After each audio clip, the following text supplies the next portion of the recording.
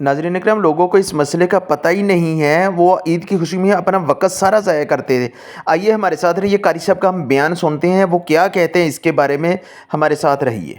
حدیث سنیے، ایک مسلمان کو پہلا کام کیا کرنا ہے؟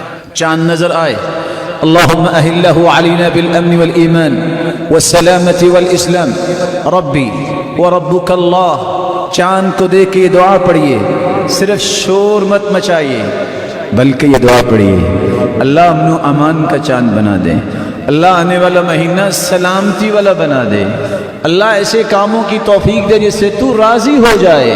یہ دعا پڑھیے۔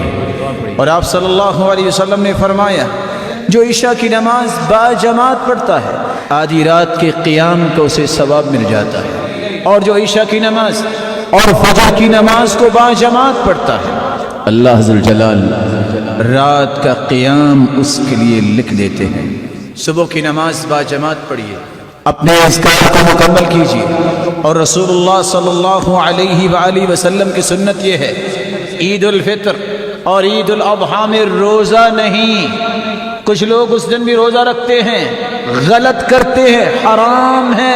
ناظرین اکرام، یہ جو قاری صاحب نے دعا بتائی ہے بہت ہی خوبصورت دعا ہے، سلامتی والی دعا ہے، ہمیں خود بھی یاد کرنی چاہیے اور اپنے بچوں کو بھی یاد کروانی چاہیے۔